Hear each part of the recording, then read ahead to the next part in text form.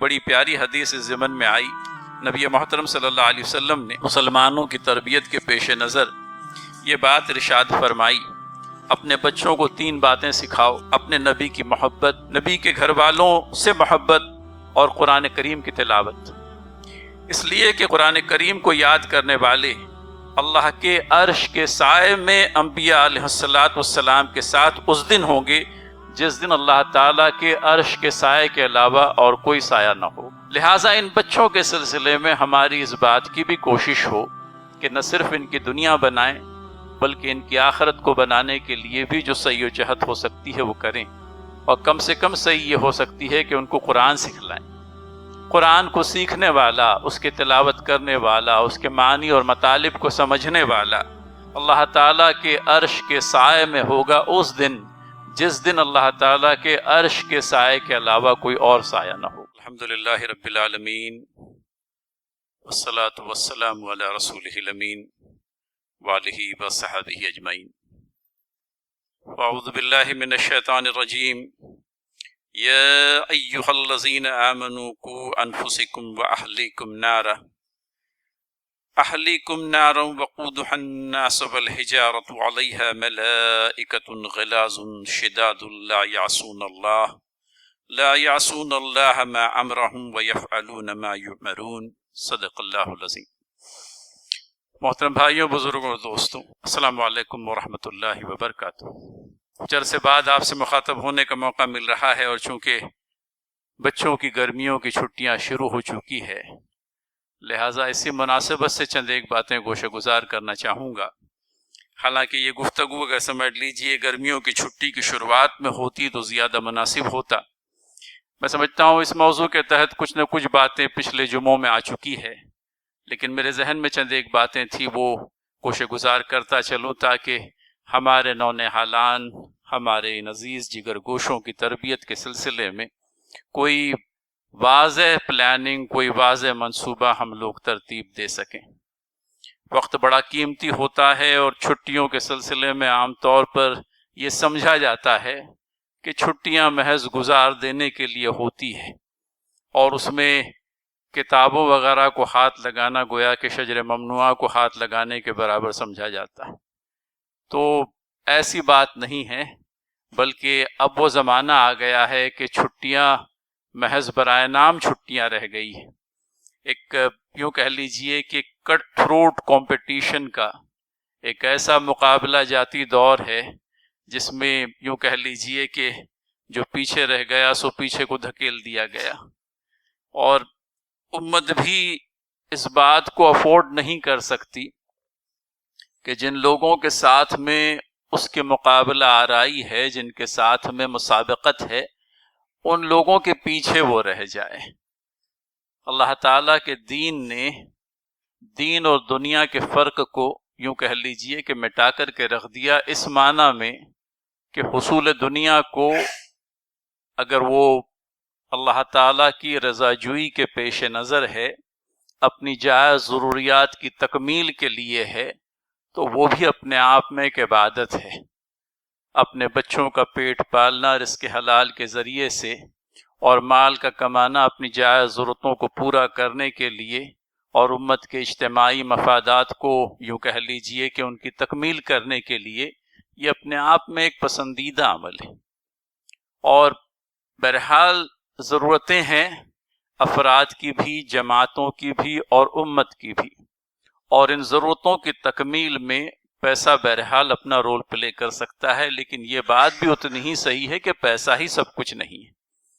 لیکن جہاں جہاں ضرورت پیش آتی ہے وہاں پر جو ہے افراد امت کے پاس بحیثیت مجموعی وہ وسائل ہونے چاہیے جن کے ذریعے سے اس کی انفرادی اور اجتماعی ضرورتوں کی تکمیل ہو سکے۔ تو محترم حضرات، اپنے بچوں کی تربیت، اور خاص کر کے گرما کی چھٹیوں میں نے شروعات میں ہی یہ بات کہی کہ یہ گفتگو اگر شروعات میں آ جاتی تو بہت اچھا رہتا، لیکن پھر بھی میں سمجھتا ہوں کہ اب بھی کم از کم 3 سے 4 ہفتے چھٹیوں کو ختم ہونے کے لیے باقی ہیں۔ لہٰذا مہینے بھر میں، یا اگر سمجھ لیجئے 3 ہفتوں کے اندر میں بھی اگر خدا نخواستہ اب تک کے ہمارے بچوں کے لیے ہم نے کوئی ہدف طے نہیں کیا ہے، کوئی ٹارگٹ نہیں بنایا ہے، کوئی پلاننگ نہیں کی ہے تو کر سکتے ہیں۔ ان میں کئی ایک باتیں ہو سکتی ہے، کچھ ایک آپ سے شیئر کرنا چاہوں گا۔ دیکھنے میں یہ آیا ہے کہ عصری تعلیم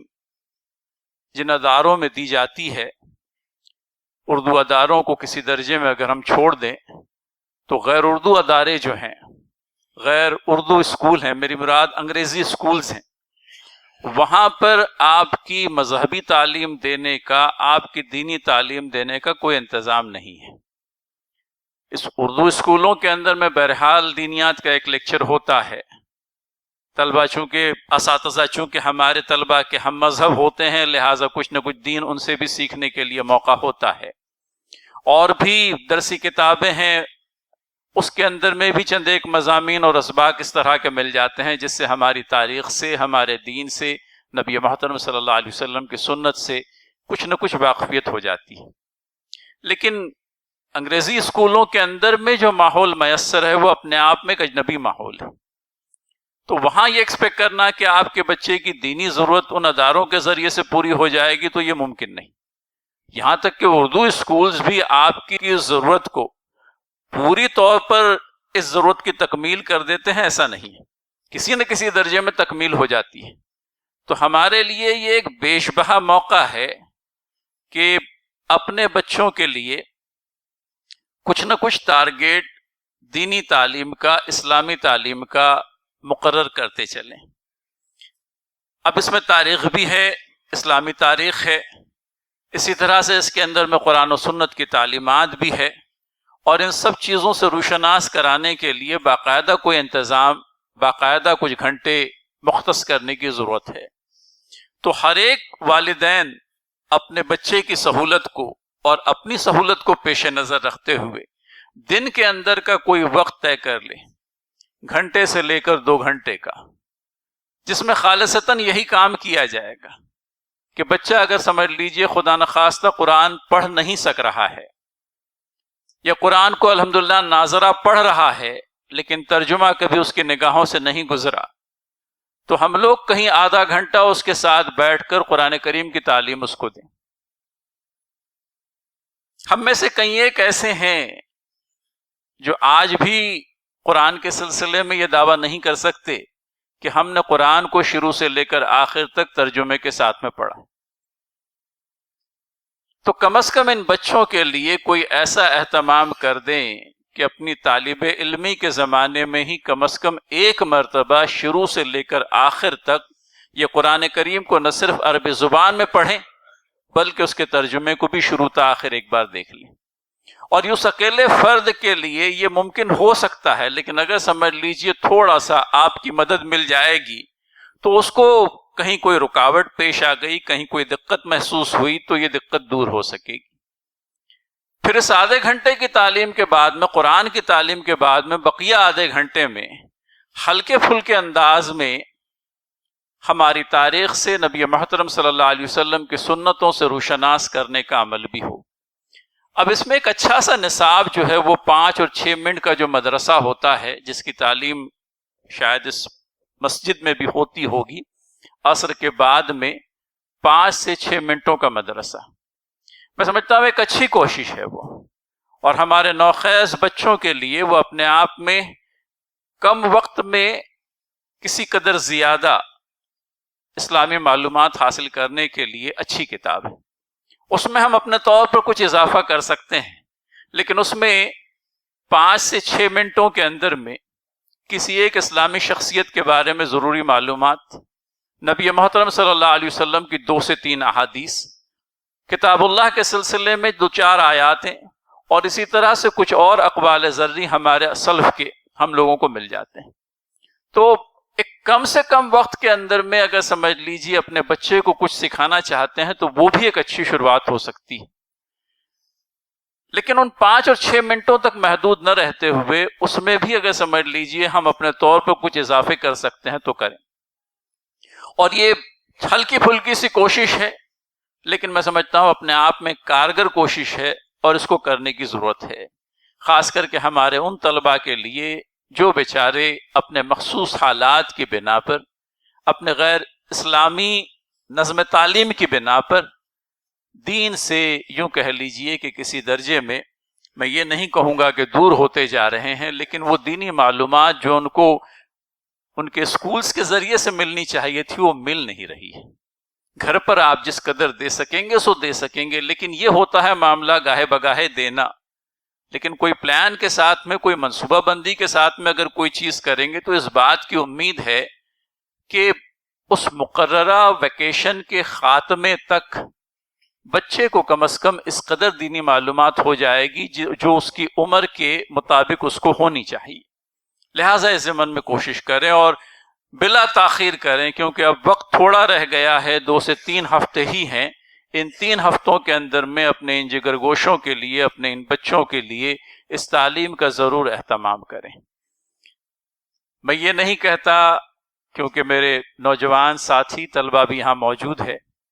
تو کہیں ذہن میں یہ بھی خیال آیا ہوگا کہ کہاں ہماری چھٹی کے فاضل وقت پر ڈاکہ ڈالنے کی کوشش ہو رہی ہے، اور کہاں ہم کھیلتے کودتے تو ایک مرتبہ پھر ہمارے کو کتابوں سے جکڑا جا رہا ہے۔ اب جکڑنا نہیں ہے آپ کو، آپ کی اپنی مرضی سے آپ کو کتابوں سے رجوع کر دینا ہے، اور کوئی ایسی چیز نہیں ہے جس کو دل پر جبر کر کے پڑھنا ہوگا۔ معلومات والی چیزیں ہوگی، ہلکے پھلکے انداز میں لکھی ہوئی باتیں ہوگی، اور بآسانی آپ پڑھ لیں گے۔ اور کہاں آپ کو دن بھر انگیج کرنا ہے، یا کہاں آپ کو 6 سے 8 گھنٹوں تک جو ہے آپ کی کتابوں کے پیچھے سر کھپانے کے لیے کہا جا رہا ہے۔ ہم تو محض گھنٹے یا زیادہ سے زیادہ 1.5 سے 2 گھنٹے کا مطالبہ کر رہے ہیں،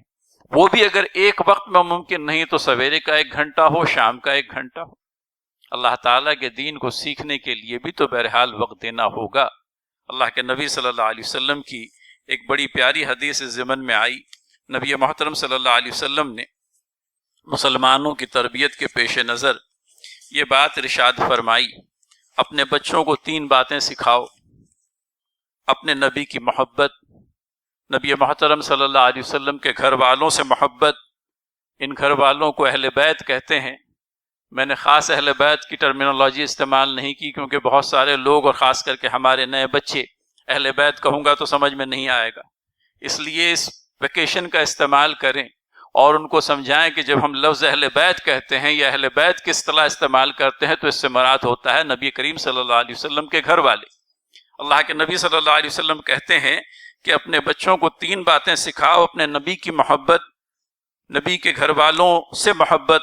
اور قرآن کریم کی تلاوت۔ اس لیے کہ قرآن کریم کو یاد کرنے والے اللہ کے عرش کے سائے میں انبیاء علیہ السلام کے ساتھ اس دن ہوں گے جس دن اللہ تعالیٰ کے عرش کے سائے کے علاوہ اور کوئی سایہ نہ ہوگا۔ تو اپنے آپ میں کتنی بڑی فضیلت ہے اس بات کا اندازہ کریں۔ وہ جو روز آخر کے قائل ہیں، وہ جو وقوع قیامہ کے سلسلے میں اس بات میں کوئی تردد نہیں رکھتے کہ اس دنیا کا ایک جوڑا ہے اور وہ جوڑا آخرت ہے، اور اس دنیا کے خاتمے پر آخرت پیش آنی ہے، اور ہماری آخرت تو وہیں سے شروع ہو جاتی ہے جہاں ہماری آنکھیں بند ہو گئی۔ ہم اسے بہت دور سمجھتے ہیں جبکہ وہ بہت ہی قریب ہے۔ آدمی جب دنیا سے انتقال کر چکتا ہے اس کا اخروی سفر شروع ہو جاتا ہے۔ لہٰذا ان بچوں کے سلسلے میں ہماری اس بات کی بھی کوشش ہو کہ نہ صرف ان کی دنیا بنائیں بلکہ ان کی آخرت کو بنانے کے لیے بھی جو سعی و جہد ہو سکتی ہے وہ کریں، اور کم سے کم سعی یہ ہو سکتی ہے کہ ان کو قرآن سکھلائیں۔ قرآن کو سیکھنے والا، اس کے تلاوت کرنے والا، اس کے معنی اور مطالب کو سمجھنے والا اللہ تعالیٰ کے عرش کے سائے میں ہوگا اس دن جس دن اللہ تعالیٰ کے عرش کے سائے کے علاوہ کوئی اور سایہ نہ ہوگا۔ لہٰذا یہ ایک ضرورت ہے جس کی تکمیل مقصود ہے۔ پھر اس کے بعد میں 2-4 باتیں جو ہماری آج کی ضرورت کے اعتبار سے ہے، اور نہ صرف دنیاوی ضرورت کے اعتبار سے بلکہ عین دینی ضرورت بھی ہے۔ اس ریاست کی جو کثیر آبادی ہے وہ مراٹھی اسپیکنگ ہے، اور ہمارے طلباء کو اسکول کے اندر میں لوور لیول کی مراٹھی 10ویں تک کی پڑھائی جاتی ہے۔ اب اس میں کچھ نہ کچھ مراٹھی کی سدھ بدھ ان کو آ جاتی ہے، لیکن ضرورت اس بات کی ہے کہ کم از کم اتنی مراٹھی پڑھنے کی لیاقت ہم لوگوں کے اندر میں آ جائیں کہ کل کو اگر سرکار کی طرف سے کوئی مراٹھی میں پتر آتا ہے تو اس کو ہم از خود پڑھ سکیں. 10ویں کے بعد میں مراٹھی پڑھنے کی جو تھوڑی بہت کوشش اسکولوں میں ہوتی ہے وہ بھی ختم ہو جائے گی، اور پھر اس کے بعد میں زبان سے جو اجنبیت ہے وہ اور بھی زیادہ بڑھنے لگی.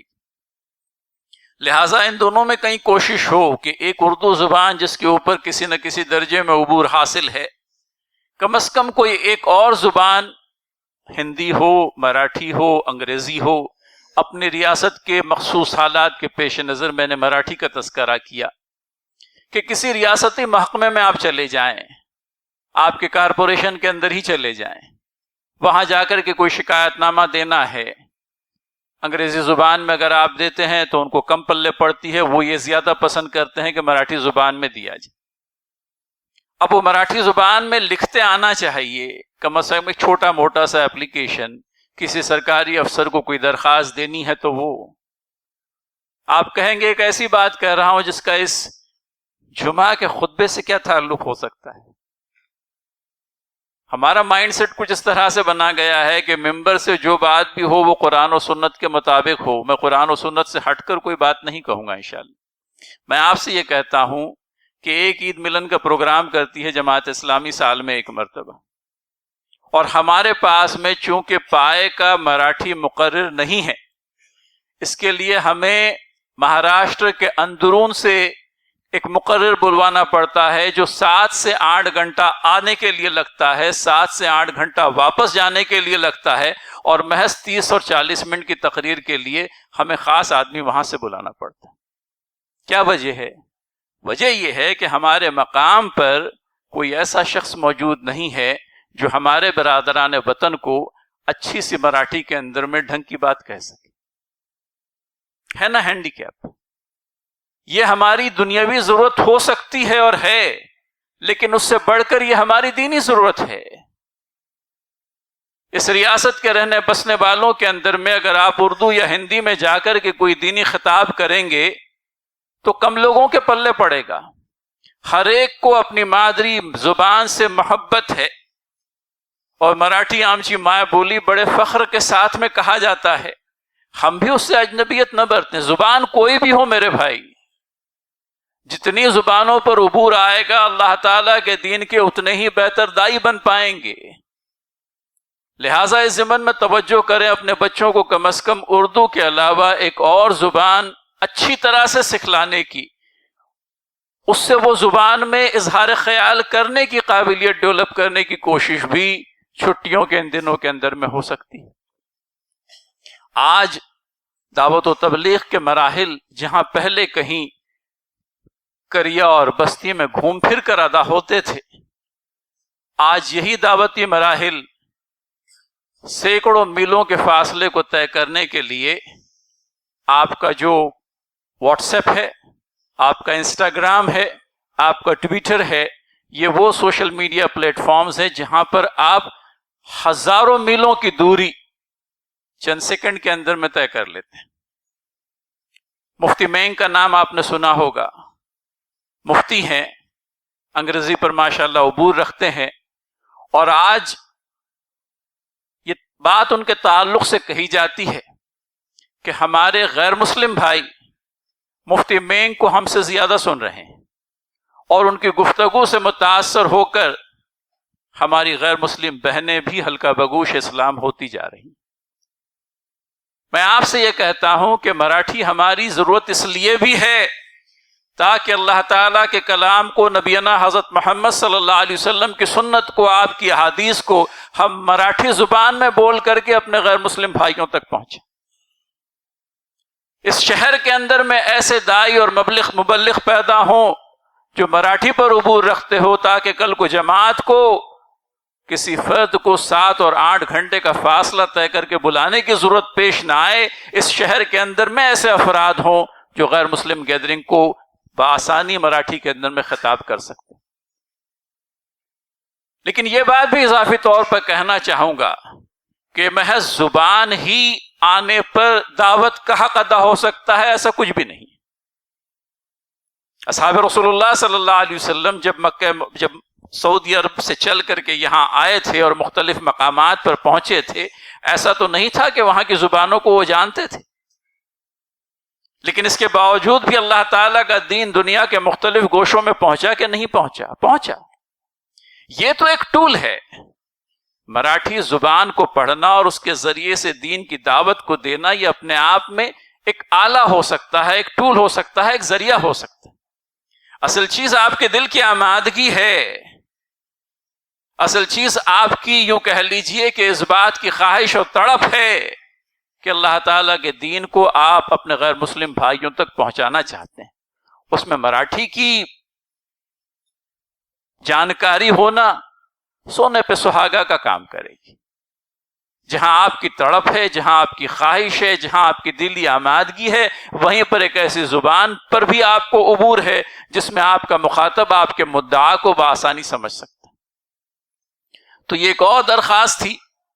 کہ اس ویکیشن کے پیریڈ میں اپنے بچے پر اس اعتبار سے بھی محنت کریں کہ اردو کے علاوہ انگریزی یا مراٹھی یا ہندی، ان تینوں میں سے کوئی ایک زبان وہ جس طرح سے اردو بولتا سمجھتا ہے وہی قابلیت اور صلاحیت اس کو اس دیگر زبان کے سلسلے میں بھی حاصل ہو جائے۔ تو یہ چیز بھی ایک ہے جو کہنی ہے۔ اور آخری چیز جس کی طرف توجہ دلانا چاہوں گا وہ کمپیوٹر لٹریسی ہے۔ آپ کے اس ویکیشن کو آپ اپنے بچوں کو کمپیوٹر کے اعتبار سے لٹریٹ کرنے کے لیے بھی استعمال کریں۔ آپ اندازہ کریں، میں نے تھوڑی دیر پہلے مفتی مینگ کا تذکرہ کیا، ویڈیوز بناتے ہیں اپنی اور اس کے بعد میں مختلف سوشل میڈیا پلیٹ فارم پر ڈال دیتے ہیں۔ ہزاروں اور لاکھوں کی تعداد میں فالوورز ہیں جو ان ویڈیوز کو دیکھتے ہیں۔ مفتی مینگ بھی آپ ہی کی طرح دو ہاتھوں اور دو پیر کا انسان ہے، اپنی محنت کے ذریعے سے صلاحیتوں کو نکھار لا کر کے آج اس مقام پر ہیں۔ اس شہر اور بستی کے اندر میں بھی وہ داعیان حق پیدا ہو سکتے ہیں جن کے زبان میں اللہ کرے وہ تاثیر ہو جائے کہ وہ بھی غیر مسلموں کو اپیل کرنے لگے۔ لیکن زبان بہرحال اپنی قوت رکھتی ہے۔ نبی محترم صلی اللہ علیہ وسلم کے تعلق سے بھی یہ آتا ہے کہ فصیح اللسان تھے، بڑی اچھی زبان بولنے والے تھے، اور اپنے مدعا کو کم سے کم الفاظ میں کیسے ادا کیا جائے کوئی نبی محترم صلی اللہ علیہ وسلم سے سیکھی۔ کمپیوٹر لٹریسی نہ صرف آپ کے دین کے فروغ اور پھیلاؤ کے لیے ضروری ہے، بلکہ آج کے بزنس مارکیٹ کے اندر میں آپ اسی وقت ایکسیپٹیبل کموڈٹی بنتے ہیں جب آپ کے پاس میں کمپیوٹر کی جانکاری ہو، ورنہ یہ زندگی بھر کے لیے ایک ہینڈی کیپ ہو جاتا ہے۔ آج جب کہ ان بچوں کے پاس میں فارغ وقت ہے، ان کو کمپیوٹر کے آپریشن سکھائیے، یہ محض ٹیلی فون موبائل کے اوپر ویڈیوز گیم دیکھنے کی حد تک محدود ہو کر کے نہ رہیں۔ خاص کر کے کمپیوٹر کی جو ٹائپنگ ہے اس کے اوپر تھوڑا زور رکھیں۔ ایک زمانہ تھا جب کہ مختلف ٹائپنگ انسٹیٹیوٹ ہوا کرتے تھے، اب کم زیادہ رہ گئے ہیں، لیکن یہ ایک فن ایسا ہے جو آج کے وقت کی اہم ترین ضرورت بن گیا، اور اس ضرورت کو بہرحال اس عمر میں اگر پورا کر لیا آپ نے تو within no time college کے زمانے تک کے ان کے اندر میں وہ کمپیوٹر لٹریسی آئے گی، کمپیوٹر کے اوپر رفتار کے ساتھ میں ٹائپنگ کرنے کا وہ ہنر ان کے پاس میں آ جائے گا کہ یہ کہیں بھی جائیں اللہ تعالیٰ چاہے ہاتھوں ہاتھ لیے جائیں گے۔ اور یہ آپ کے وقت کی ضرورت بھی ہے، امت کے تقاضے عین دن بڑھتے چلے جا رہے ہیں۔ افراد امت کے پاس میں وہ لوگ ہونے چاہیے، افراد امت میں وہ افراد ہونے چاہیے جو ان ساری چیزوں کو ہنر کے لیول پر لے گئے ہیں اور اپنے آپ کو انہوں نے باہنر بنایا۔ لہٰذا وقت گزرتا جاتا ہے اور میری آپ سے بڑی ہی مؤدبانہ درخواست ہے کہ اس سلسلے میں اپنے بچوں پر خصوصیت کے ساتھ میں توجہ دیں، اور یہ چند ایک باتیں اور اس کے علاوہ اور بھی بہت ساری بھلی باتیں ہو سکتی ہے وہ اپنے بچوں کو سکھلائے۔ اللہ کرے ان کی دنیا بھی بنے اور ان کا دین بھی سنور جائے۔ ربنا آتنا فی الدنیا حسنۃ وفی الآخرۃ حسنۃ وقنا عذاب النار، آمین یا رب العالمین، وآخر دعوانا ان الحمد للہ۔